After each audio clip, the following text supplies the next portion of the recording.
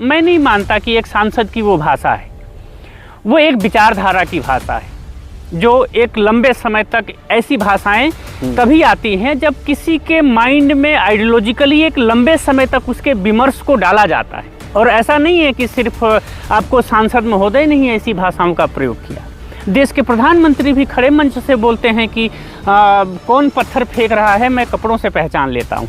बहुत तमाम ऐसे ग्रुप आपको सोशल मीडिया पे दिख जाएंगे जो एक कम्युनिटी का दूसरे कम्युनिटी के खिलाफ आपको नफरत, हिंसा और घृणा के तौर पर उनकी बातें फैलाई जाती हैं। आपको मोहन भागवत जी का आपको बयान आया है कि यह देश जितना हिंदुओं का है यह उतना ही मुस्लिमों का है। हैं? अमित शाह बोलते हैं कि जो हिंदू खतरे में है यह एकमात्र काल्पनिक बात है कि देश को गांधी ने आज़ाद नहीं कराया। लेकिन जब वहीं एग्जाम में पूछ देता है कि देश के आज़ादी में सबसे बड़ा योगदान किसका है, तो आपको गांधी पर टिक लगाना पड़ता है, क्योंकि वहाँ से आपको सफलता मिलेगी। दोस्तों नमस्कार, मैं अनिरुद्ध चौहान।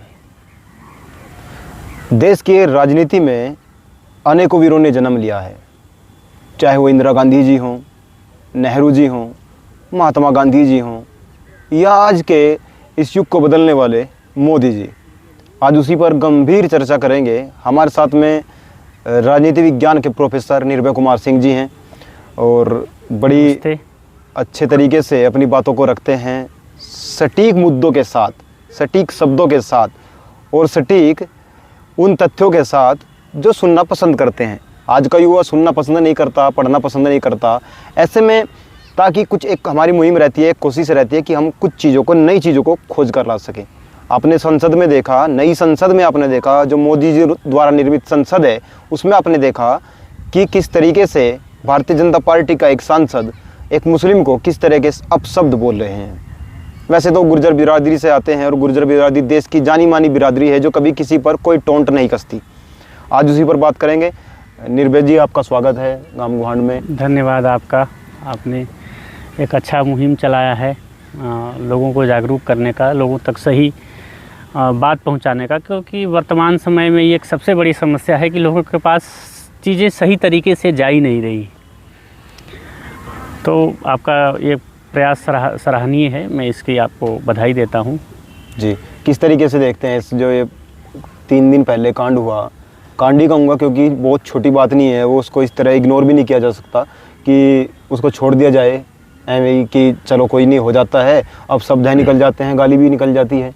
एक बिल्कुल 20-22 साल का लड़का भी इस तरह की भाषा यूज नहीं करता, गाली गलौज में भी इस तरह की आदमी भाषा यूज नहीं करता। लेकिन संसद में, जहाँ जिसको लोकतंत्र का मंदिर कहा जाता है, इसी जगह इस तरह के अपशब्द बोलना क्या ठीक है?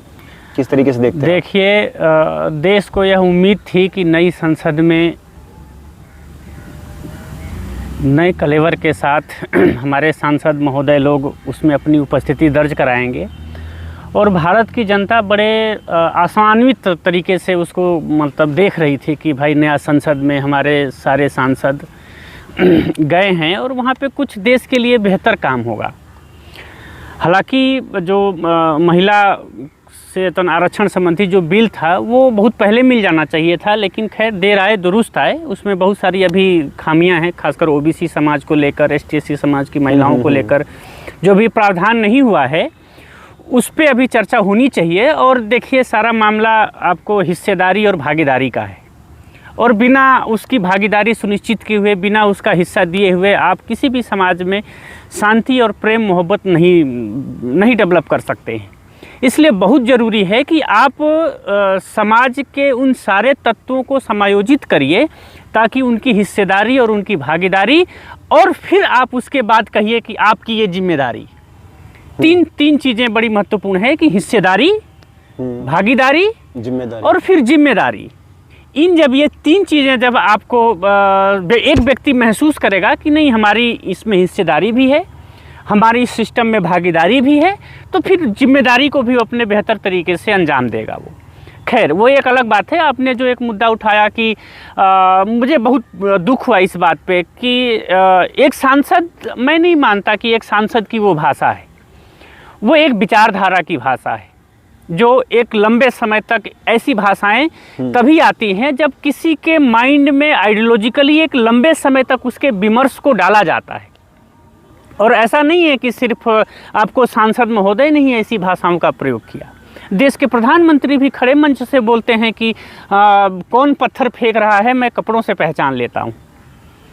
उत्तर प्रदेश का जब चुनाव होता है तो आपको बजरंगबली और अली का मुद्दा उछाला जाता है। तो भारतीय राजनीति में अब एक जो सांप्रदायिक प्रयोग है वो आज का नहीं है, वो एक लंबे समय का परिणाम है। इसलिए मैं आपको सांसद साहब को उतना दोषी नहीं मानता, क्योंकि वो तो एक टूल हैं। मेन जो आपको जो आइडियोलॉजी है, जो एक कम्युनिटी के खिलाफ आपको दिन प्रतिदिन लोगों के बीच में देश के गद्दारों को गोली मारो सालों को, इस तरह के जो आप नरेशन जब आप फिट करेंगे तो ऐसा नहीं है कि सांसद साहब भी बोलते हैं। आप उनके तमाम कार्यकर्ताओं से बात कर लीजिए जो इस तरह की भाषाओं का प्रयोग करते हैं। बहुत तमाम ऐसे ग्रुप आपको सोशल मीडिया पे दिख जाएंगे जो एक कम्युनिटी का दूसरे कम्युनिटी के खिलाफ आपको नफ़रत, हिंसा और घृणा के तौर पर उनकी बातें फैलाई जाती हैं। लेकिन आप एक बात हमेशा याद रखें कि दुनिया में जिसको समझ नहीं होती है ना किसी चीज़ की, वही अपने अंदर हिंसा और गाली और नफ़रत की भाषा का प्रयोग करता है। गांधी ने सारे धर्म को पढ़ा, तो उनकी भाषा देखिए। अंबेडकर एक ऐसे समाज का प्रतिनिधित्व कर रहे थे जो एक लंबे समय तक शोषित था, लेकिन जब उन सारे चीज़ों को जब वो समझ लिए तो उनकी लेखनी की भाषा देखिए। किसी के प्रति नफरत और गाली की भाषा नहीं है, बल्कि समस्या है और समस्या के निदान के लिए उनका अपना एक प्रोजेक्शन है। इसलिए विवेकानंद भी आप देखते हैं कि जब शिकागो में जब भाषण देने जाते हैं तो किसी धर्म को गाली नहीं देते हैं या किसी समाज को, किसी व्यक्ति को गाली नहीं देते हैं। वो चूँकि वो चीज़ों को समझ जाते हैं। तो अगर आपको समझना है, जैसे आज ही आपको मोहन भागवत जी का आपको बयान आया है कि यह देश जितना हिंदुओं का है यह उतना ही मुस्लिमों का है। हैं?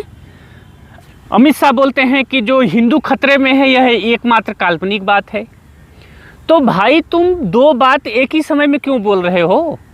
तुम एक तरफ मतलब एक तरफ दिखा रहे हो कि ये खतरे में है, तुम्हारे ग्रुप में चल रहा है, तुम्हारे तो आइडियोलॉजिकली तुम जो मुहिम चलाते हो उसमें सारे भाषण में इन चीज़ों का प्रयोग होता है। फिर जब तुमको देखते हो कि नहीं इससे पार्टी की छवि खराब हो रही है, संस्था की छवि खराब हो रही है, तो फिर एक बड़ा लीडर आके बोलता है कि नहीं नहीं ऐसा तो बात नहीं है। जितना मतलब यही बात तो आपको डॉक्टर मनमोहन सिंह बोले थे। जी जी जी हैं? जी जी यही बात तो बोले थे ना। लेकिन ये बात आपको मनमोहन सिंह को लेकर बहुत ज़्यादा क्रिटिक किया गया, लेकिन आज मोहन भागवत बोल रहे हैं तो उसमें कोई क्रिटिक नहीं है। मतलब साफ है कि ये सारा आइडियोलॉजिकली वो है। मैं नहीं मानता कि सांसद इसमें बहुत बड़ा दोषी है, क्योंकि वो तो प्रशिक्षित आदमी वही बोलेगा ना। यानी कि आरएसएस की तरफ आपका इशारा धीरे धीरे जा रहा है। बिल्कुल, क्योंकि आपको मैं बता रहा हूँ कि जैसे मोदी जी आपको जिस तरह से भाषा का प्रयोग करते हैं, तो जो सबसे बड़ा जिसको सारे नेता सारे कार्यकर्ता अपना आइडियल मान रहे हैं, जब वही इस तरह की भाषा का प्रयोग करेगा तो उनके तारीफ, उनकी कसीदे पढ़ने वाले कहाँ से सौम्यता लाएंगे? सिंपल सी बात है। तो मुझे लगता है कि ये मामला आइडियोलॉजिकली है। सांसद जी तो एक मोहरा है। एक हमारे जानकार हैं मोहनीश जबलपुरे जी, नागपुर के रहने वाले। उन्होंने जब आरटीआई लगाई और गृह मंत्रालय से पूछा कि देश का हिंदू खतरे में है या नहीं, वही अभी तो मैं पूछा ना कि अमित शाह जी ने आपको बयान दिया कि ये जो हिंदू खतरे में है ये एक काल्पनिक अवधारणा है, ये सच्चाई से इसका कोई लेना देना नहीं। और ये बात सत्य है कि जिस देश में 80% हिंदू हों, कल आपको जिस देश में 80% हिंदू हों वो कहाँ से खतरा में? कोई व्यवहारिक बात है? पर क्या है कि राजनीति डर से ही इनका मतलब जिसको जहाँ से ताकत मिलेगी वही तो फैलाएगा। तो फिर इनको ताकत मिलती है ऐसी चीज़ों से, तो फिर वो ऐसी बात बोलते हैं जब देखते हैं कि बात बिगड़ती है। सच्चाई, क्योंकि आप भले इस तरह से कुछ भी कर लें कि देश को गांधी ने आज़ाद नहीं कराया, लेकिन जब वहीं एग्ज़ाम में पूछ देता है कि देश के आज़ादी में सबसे बड़ा योगदान किसका है, तो आपको गांधी पर टिक लगाना पड़ता है, क्योंकि वहाँ से आपको सफलता मिलेगी। वहाँ आप अंड-बंड चीज़ें नहीं कर सकते। ठीक है, तो भले आप ऐसे कुछ भी करें, लेकिन जब आरटीआई डाली जाएगी तो अमित शाह को वो बात बतानी पड़ेगी जो सच्चाई है। उसमें तो आप नहीं ना आपको बता सकते हैं कि नहीं हिंदू खतरे में है। वो तो एक पॉलिटिकल नरेशन है जो उनकी पार्टी चलाती है। लेकिन सच्चाई तो यही है ना कि हिंदू खतरे में नहीं है। खतरे में बेरोजगार है, खतरे में शिक्षण संस्थाएं हैं, खतरे में देश की अर्थव्यवस्था है, खतरे में किसान है, खतरे में मजदूर है, ठीक है, खतरे में महिलाओं की सुरक्षा है, खतरे में हेल्थ सिस्टम है, खतरे में देश का संविधान है, खतरे में देश की डेमोक्रेसी है, खतरे में व्यक्ति का अधिकार है, आपको खतरे में आपको धर्मनिरपेक्षता है, खतरे में भाईचारा है, ये सारी चीज़ें खतरे में हैं। बताया तो ये भी जा रहा है कि अब जो नया जो संविधान है, जो नया संसद बना है, उसमें उसके जो संविधान का जो उनको लेटर मिले हैं उनमें सेकुलर वर्ड था ही नहीं। देखिए, मैंने शुरू में बताया कि जो वर्तमान सरकार जो भी सत्ता में है और जो उसकी विचारधारा है वो हमेशा से ड्यूअल स्टैंड उसका हमेशा रहता है। ठीक है, वो तर्क उन्होंने क्या दिया कि ये तो जो मूल जो संविधान था हमने उसकी प्रतिलिपि बांटी है, तो हिंदी वाले में काहे नहीं बांटे? हिंदी वाले में तो लिखा था, इंग्लिश वाले में नहीं लिखा था, हैं? तो बस ये चाहते हैं कि चूंकि मैकियावली, हम लोग पॉलिटिकल साइंस के विद्यार्थी हैं, तो मैकियावली कहता है कि सत्ता जनता को हमेशा, जनता चूंकि अपने मांग पे, अपने ज़रूरतों पे ना आ जाए, इसके लिए आपको हमेशा एक नया नया शगुफा छोड़ते रहना चाहिए ताकि जनता भ्रम की स्थिति में हमेशा बनी रहे। ठीक है, तो जैसे इंडिया भारत का जो आपको कंसेप्ट आया, ये जो अभी जो आपको संसद में जो आपको अभी जो सांसद जी वाला जो प्रकरण आया था जिसमें उन्होंने एक मुसलमान को गाली दी, ये हर 10 दिन पे 15 दिन पे ऐसे मुद्दे आते रहेंगे ताकि जनता जो है वो अपने वास्तविक मुद्दों पर अपना डिबेट ना खड़ा करे। अभी सबसे बड़ा मुद्दा पुरानी पेंशन को लेके कि एक शिक्षक एक कर्मचारी जो अपना पूरा जीवन राज्य की सेवा में लगाता है, उसको कोई सिक्योरिटी नहीं है, उसको मार्केट के अधीन छोड़ दिया गया है, मार्केट डूबा, आपका सब खत्म। तो ये सारे मुद्दे हैं। अभी देखिए बहुत सारे आंदोलन चल रहे हैं, तो सरकार को इधर ध्यान देना चाहिए। ध्यान भटकाने से कुछ नहीं होता है। देश 1-2 दिन की चीज़ नहीं है, देश बहुत लंबा चलता है। आपको ऐसी पॉलिसी बनानी चाहिए जिससे लोगों के दुख कम हो। यहाँ पे पूंजीपतियों के दुख कम हो रहे हैं, आम जनता के दुख बढ़ते जा रहे हैं। उनका आप करोड़ों करोड़ रुपया माफ़ कर दे रहे हैं और आपको तो हेल्थ सिस्टम के नाम पे आपको कुछ नहीं दे रहे हैं। मोहन भागवत जी का आपने नाम लिया। मोहन भागवत जी कहते हैं 2025 तक हम इसको हिंदू राष्ट्र बना देंगे। क्या सोचते हैं इसके बारे में, आपका क्या कहना है? बस वही बात है कि अभी जब सच्चाई फिर RTI डाल दी जाएगी तो मोहन भागवत कहेंगे कि नहीं ये तो सब ये आपको सारी बात गलत है। मैंने क्या बोला कि वो पब्लिक थ्रू में जहाँ पे लिखित जवाब नहीं देना होगा, जहाँ पे कोई फैक्ट नहीं होगा, वहाँ पे तो इस तरह के इल्यूजन चलते रहेंगे। ये खतरे में है, मैं ये बना दूंगा, वो कर दूंगा। तो मोहन भागवत जी से कोई पूछ लेता कि संविधान को कुचल के बनाओगे, कैसे बनाओगे? जब हिंदू राष्ट्र बनेगा तो क्या करोगे?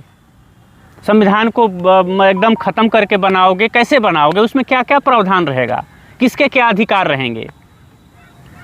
महिलाओं की स्थिति क्या होगी उसमें? एक दलित की स्थिति क्या होगी?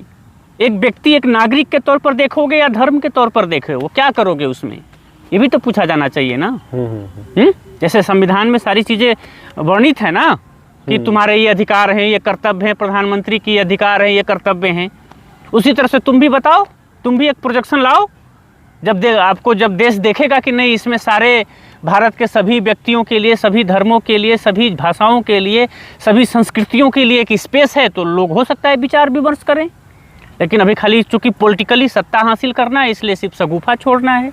तो ये सब काल्पनिक बातें हैं, सिर्फ वोट की राजनीति के लिए ऐसे बातें। एक RTI डाल दीजिए, फिर वही अमित शाह वाली भाषा आ जाएगी कि नहीं हिंदू खतरे में नहीं है। फिर वो भी कहेंगे कि नहीं हिंदू राष्ट्र हम कहाँ बनाने की बात कर रहे हैं, ये काल्पनिक बात है। जैसे जुमला सबसे बहुत यूज होता है, ये सब जुमला है, राजनीतिक जुमला है। और सबसे बड़ी बात है कि गांधी बोलते हैं कि सत्य खोजने से ज़्यादा सत्य स्वीकार करने से चीज़ें मुकम्मल बनती हैं। जैसे ये क्या करते हैं, ये अपने कार्यकर्ताओं को हमेशा ये दिमाग में डालते हैं कि मुस्लिम को या तो हम यहाँ से भगा देंगे या तो उनको हिंदू में कन्वर्ट कर देंगे। ये तो सत्य कभी हो ही नहीं सकता, संविधान भी इसकी इजाज़त नहीं देता। लेकिन लोग अपने कार्यकर्ताओं के दिमाग में ये भ्रम, इनका एक इल्यूजन पैदा करके रखते हैं ताकि वो सच्चाई स्वीकार ही ना कर पाए।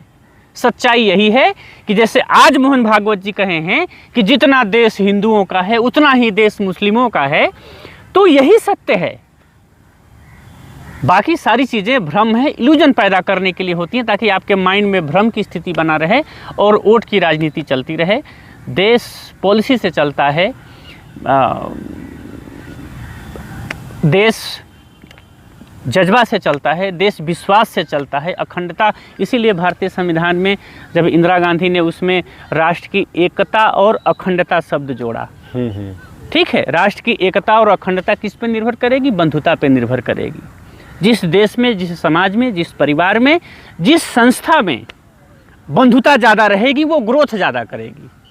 जिस संस्था में, जिस समाज में, जिस परिवार में, जिस देश में एक दूसरे के प्रति अविश्वास रहेगा, वह देश कभी भी, वह समाज, वह परिवार, वो संस्था, चाहे वो यूनिवर्सिटी हो, चाहे परिवार हो, चाहे समाज हो, वो कभी भी आगे ग्रोथ नहीं कर सकती है। अविश्वास से कहाँ ग्रोथ होता है? विश्वास पैदा करना पड़ता है। और मुझे लगता है कि ये सारे पॉलिटिकल पार्टियों का काम है कि वो इस देश में एक दूसरे के प्रति विश्वास पैदा करें, ताकि लोग एक दूसरे से कंधा मिलाकर इस देश को ऊंचाइयों तक ले जाएं। वैचारिक भिन्नता अलग चीज़ है, वैमनस्यता न आए। वैमनस्यता का ही तो परिणाम है कि एक सांसद, चुने हुए सांसद को आपको आतंकवादी और मुल्ला, कटुआ क्या क्या कहा गया। अब बताइए, आम नागरिक के साथ आप क्या क्या कहेंगे? बाहर आके क्या हाल होगा? जब बाहर क्या होगा? ये तो अंग्रेजों का शासन नहीं है ना, इसमें तो हर नागरिक के अपने अधिकार हैं, वो तो सांसद है, हैं? तो ये सब अच्छी बात नहीं है, डेमोक्रेसी के लिए अच्छी बात नहीं है, देश के लिए भी अच्छी बात नहीं है, और सबसे बड़ी बात कि देश के जनता के लिए भी अच्छी बात नहीं है। 2024 के चुनाव को कैसे देख रहे हैं आप अभी? 2024 का चुनाव बेहद दिलचस्प मोड़ पे है। दिलचस्प इसलिए क्योंकि इसमें अब जो इंडिया बनाम एनडीए का जो समूह बना है, उसमें यह बात क्लियर हो गई है कि अब चुनाव जो हो वो क्लियर कट होगा। या तो आप एनडीए के साथ हैं या तो आप इंडिया के साथ हैं। इसमें तीसरे गुट को या तीसरे पार्टी को बहुत ज़्यादा स्पेस नहीं मिलेगा, आप देख लीजिएगा। तो ये पूरा काफ़ी दिलचस्प होगा। और अगर आपको इंडिया इसी तरह से अपनी मजबूती बना के रखा तो कुछ भी एक तरफा नहीं होगा, काफ़ी कांटे की टक्कर होगी और बड़ा मज़ा आएगा। लोग तो ये भी कह रहे हैं कि जो इस तरह की भाषाएं बोली जा रही हैं ये लोगों को उकसाने के लिए, और कहीं ना कहीं डर दिखाई दे रहा है कि 2024 में अब की बार जो है राम नाम सत्य हो जाएगी। ना, भारत बहुत बड़ी चीज़ है। भारत जो नहीं घूमा है, नहीं जानता है, वही ये सब बातें कह सकता है। भारत दूसरे मिजाज का है, और जो इस मिजाज को समझा वही इस देश में पूजा गया, वही इस देश में उसके प्रति लोग आदर का भाव रखते हैं। ठीक है, जैसे क्या है कि चाहे वो अंबेडकर हो, चाहे गांधी हो, चाहे विवेकानंद हो, चाहे तिलक हो, चाहे भगत सिंह हो, उनकी विचारधारा में आप देखेंगे कि एक समावेशिता है जो सबको, चाहे आप मिडवल हिस्ट्री में ले चलिए, वो राजा सबसे लंबा शासन किया जो एक समन्वय स्थापित किया। बाकी कोई एक तरफा जो भी काम किया वो लंबे समय तक शासन नहीं कर पाया। जी जी जी। तो कांग्रेस अगर उतने लंबे समय तक शासन की तो कहीं ना कहीं लोगों में एक विश्वास पैदा करके की, भ्रम में डाल के कोई लंबे समय तक शासन नहीं कर सकता है। किसी एक के खिलाफ नफरत और दूसरे के खिलाफ प्यार दिखा के आप लंबे समय तक नहीं टिक सकते हैं। तो यह देश दूसरे नेचर का है। ये जो सबको साथ लेके कागज़ में नहीं, जबान से नहीं, रियलिटी में, पॉलिसी में, जैसे ये भूमि अभी जो महिला तन आरक्षण बिल पास हुआ है, तो इसमें आप सारे महिलाओं को कहाँ साथ लेके गए? मतलब आप ओबीसी की महिलाओं को और एसटी/एससी की महिलाओं को कहाँ साथ लेके आए? मतलब इस तरह के पॉलिसी लंबे समय तक कारगर साबित नहीं होती हैं, विरोध उसका फिर तुरंत शुरू हो जाएगा और होगा। और 2024 के चुनाव में एक बहुत बड़ा मुद्दा बनेगा ये। जी जी जी। कि आप जो भी पॉलिसी बनाएं, कम से कम ये ध्यान रखें कि उसमें सबका भागीदारी हो, सबकी हिस्सेदारी हो। इस पर हम दोबारा चर्चा करेंगे, और आज के लिए इतना ही। और हम कोशिश करते रहते हैं कि हमारी तरफ से कोई भी इस तरह की वीडियो आपके सामने ना आए जिससे आपस में कोई द्वेष फैले, ईर्ष्या पैदा हो।